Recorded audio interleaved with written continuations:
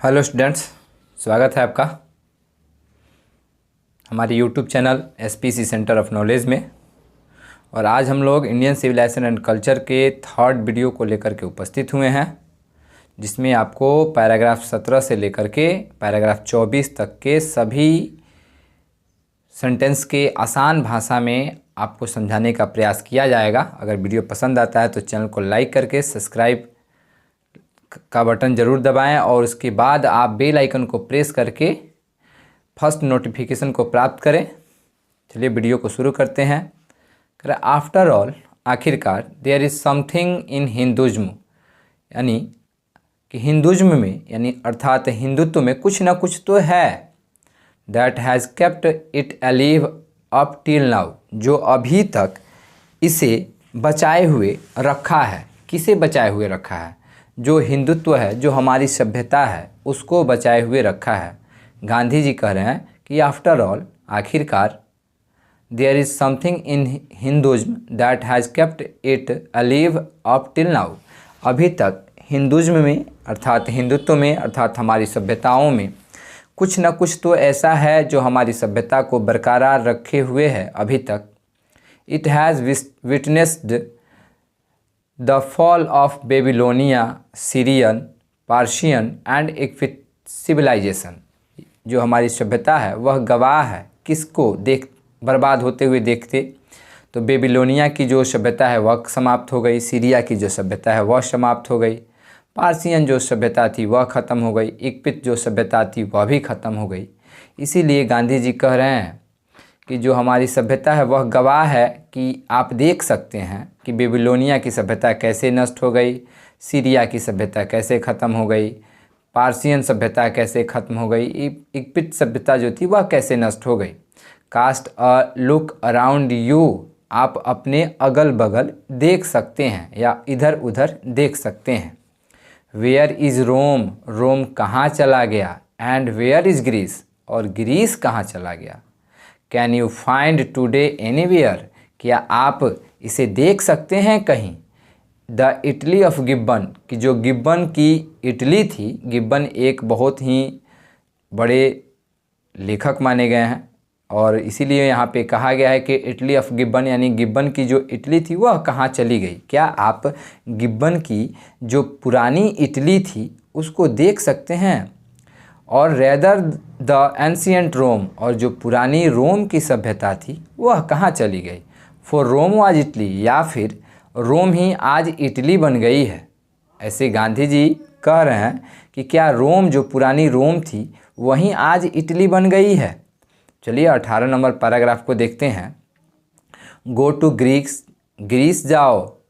Where is the world famous Attic civilisation, जहाँ की विश्व प्रसिद्ध एटिक सिविलाइजेशन थी, अटारी सिविलाइजेशन थी, वहाँ जाके देखो।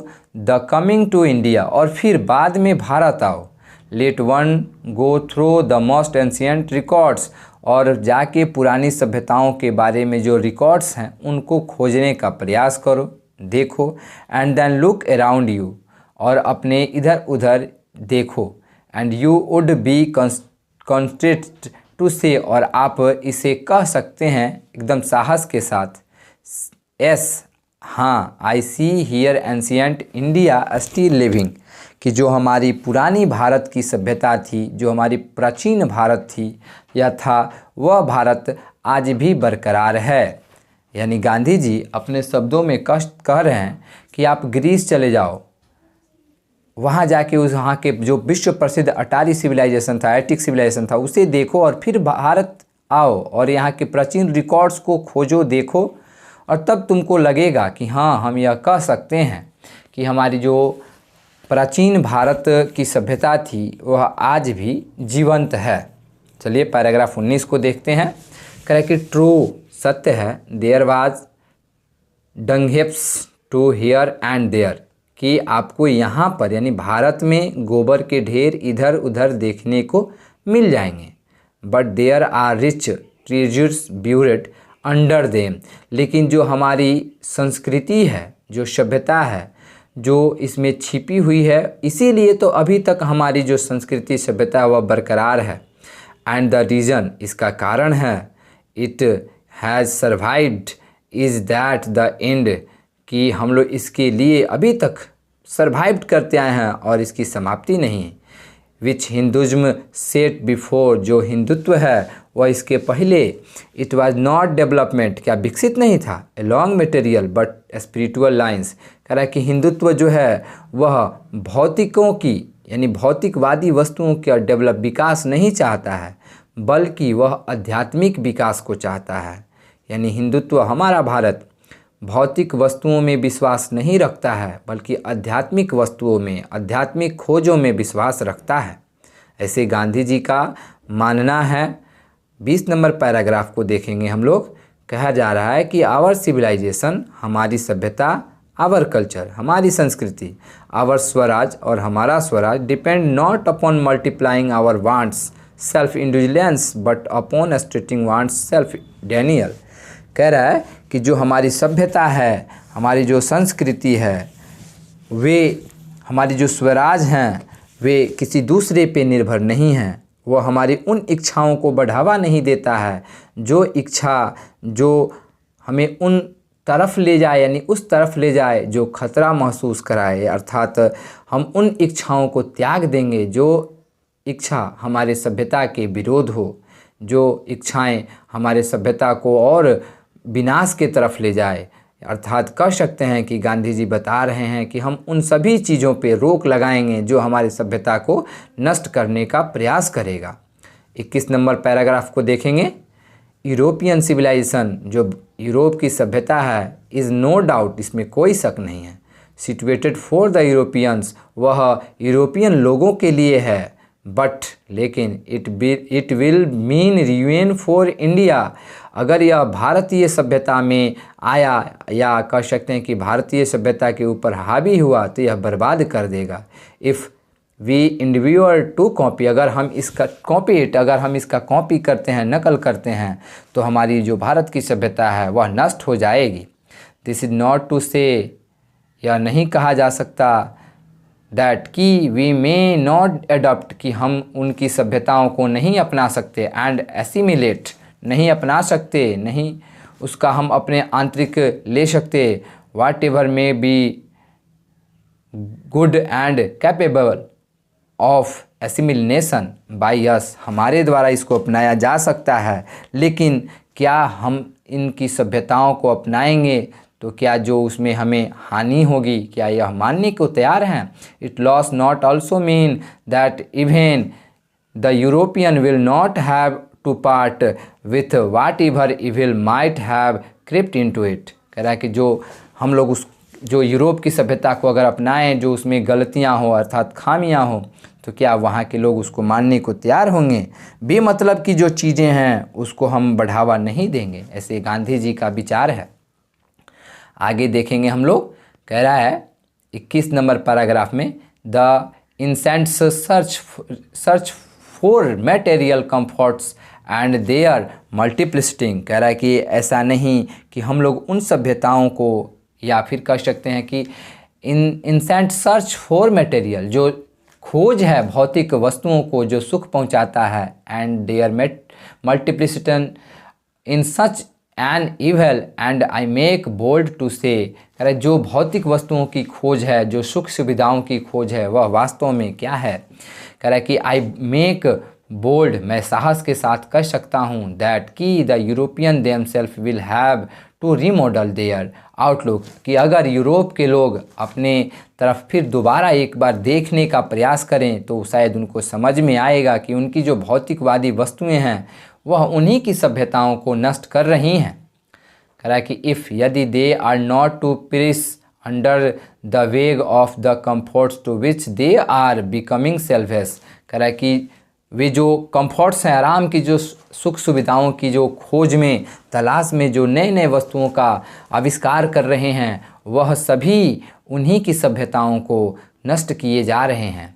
It may be that my reading is wrong, ऐसा नहीं कि मेरी समझदारी गलत है, मैंने जो देखा है, मैंने जो पढ़ा है वह गलत है, बट लेकिन आई नो, मैं जानता हूँ, दैट फॉर इंडिया, कि भारत के लिए to run after the golden fleece is to court certain death. अगर भारत उन चीज़ों को अपनाएगी तो इसकी सभ्यता बहुत ही जल्द क्या हो जाएगी, नष्ट हो जाएगी, समाप्त हो जाएगी।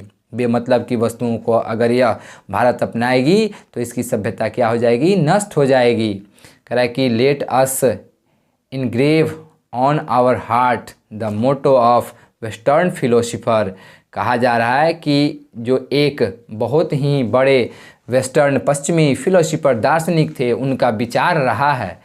जैसे देखिए यहाँ पे कहा जा रहा है कि एक पश्चिमी सभ्यता के दार्शनिक हैं। अगर पश्चिमी सभ्यताओं में कोई अगर कहें तो खराबियाँ नहीं होती तो जो वेस्टर्न फिलोसफर हैं, पश्चिमी सभ्यता के दार्शनिक हैं, वह इन वाक्य को प्रस्तुत नहीं करते। जैसे उन्होंने क्या वाक्य प्रस्तुत किया है, तो plane living and high thinking. कहा जा रहा है कि सादा जीवन और उच्च विचार, यह जो वाक्यांश है यह हमारे भारत के व्यक्ति के द्वारा नहीं बल्कि वेस्टर्न फिलोसफर, पश्चिमी सभ्यता के दार्शनिक के द्वारा दिया गया है। कह रहा है कि today it is certain that the millions, आज के दिन में बहुत सारे जो थोड़े बहुत लोग हैं या करोड़ों लोग हैं, can not have high living, वे करोड़ों लोग उच्च जीवन को नहीं व्यतीत कर सकते। वी द फ्यू को, हम लोग कुछ ही हैं जो ऐसे प्रतीत कर सकते हैं। Who profess to do not thinking for the mass, हम उन लोगों के बारे में सोचने का प्रयास करें। रिवेन द रिस्क, जो ये लोग रिस्क उठाने का प्रयास करते हैं। In a vain search after high living, जो इस तरह के जीवन जीने के प्रयास करते हैं, उच्च जीवन। ऑफ मिसिंग हाई थिंकिंग, और वह कुछ गलती कर जाते हैं सोच विचार करने, यानी उच्च जीवन जीने में वह अपनी उन सभी गलतियों को कर जाते हैं जिनको उनको अपने जीवन में नहीं करना चाहिए, अपनी सभ्यता को बरकरार रखना चाहिए। 23 नंबर पैराग्राफ को देखेंगे हम लोग। कह रहा सिविलाइजेशन, जो सभ्यता है, क्या कर रहा है कि civilisation is in the real sense, जो सभ्यता है वह अगर मूल शब्दों में कहें कि civilisation in the real sense of the term, जो मूल सभ्यता है, जो हमारी सभ्यता है, उसकी वास्तविकता क्या है, तो कंसिस्ट नॉट इन द मल्टीप्लिसिशन। कह रहा है कि हमारी सभ्यताओं का अगर कहें तो मूल कथन है कि इच्छाओं को बढ़ावा न देना, उसको रोक लगाना, बट लेकिन in the deliberate and voluntary restriction of wants, वो हमारी इच्छाओं को अगर बढ़ावा कर रहा है तो अर्थात हमारी सभ्यता को नष्ट पहुंचाएगा, एक न एक दिन बर्बादी की ओर ले जाएगा। This alone increase and promotes contentment real happiness and capacity for service. कह रहा है कि अगर हम अपने आराम, वास्तविक खुशी को चाहते हैं और इसके साथ साथ अपने सभ्यता को बरकरार रखना चाहते हैं तो हमें अपनी इच्छाओं पे काबू करना होगा। अगर हम अपनी इच्छाओं पे काबू नहीं किए तो फिर हमारी सभ्यता बर्बाद हो जाएगी। आगे 24 नंबर पैराग्राफ को हम लोग देखेंगे। 24 नंबर जो पैराग्राफ है यह आपका लास्ट पैराग्राफ है, और लास्ट पैराग्राफ जो है इसको हम लोग देखते हुए 24 नंबर पैराग्राफ के सभी एक्सप्लेनेशन को समझने का प्रयास करेंगे। तो कह रहा है कि a certain degree of physical, क्या कह रहा है कि a certain degree of physical hormone and comfort is necessary, but कह रहा है कि एक शारीरिक यानी शरीर के लिए कुछ क्षण के लिए कंफर्ट, आराम भी आवश्यक है, इसके लिए कुछ ऊर्जा भी ज़रूरी है, बट लेकिन above a certain level it becomes a hindrance instead of help. लेकिन हम उन आरामों को ज़्यादा बढ़ावा नहीं देंगे जिन आराम से हमें, जिन खुशी से बाद में हमें क्या हो, दुख देखने को मिले, दुख को सहायता मिले, हमारे ऊपर, हमारे जीवन के ऊपर दुख हावी हो जाए। देयरफॉर, इसलिए the ideal of creating an unlimited number of wants and satisfying them seems to be delusion and as a, इसके में थोड़ा सा मिटका हुआ है, आप लोग इसको देख सकते हैं अपने बुक में। कह रहा है कि देयरफोर, इसलिए द आइडियल ऑफ क्रिएटिंग, जो एक अच्छी सोच है, आदर्शवादी सोच है, उसको हम बना के रखें, हमें किसमें संतुष्टि मिलती है इसको देखने का प्रयास करें। द सेटिस्फैक्शन, जो संतुष्टि है, ऑफ वंस फिजिकली नीड्स, वह शरीर के लिए आवश्यक है। देखिए ऐसा नहीं कि केवल हमें भौतिकवादी वस्तुओं से ही खुशी मिल सकती है, सुख मिल सकता है, आराम मिल सकता है। हम अगर चाहें तो प्राकृतिक वस्तुओं से भी आराम पा सकते हैं, सुख सुविधा पा सकते हैं। तो जितना हम अगर भौतिक वस्तुओं से दूर रहें, जितना हम मानवीकृत वस्तुओं से दूर रहें, प्राकृतिक वस्तुओं से लगाव रखें, उतना ही हमारी सभ्यता और मानव जीवन के लिए अच्छा है।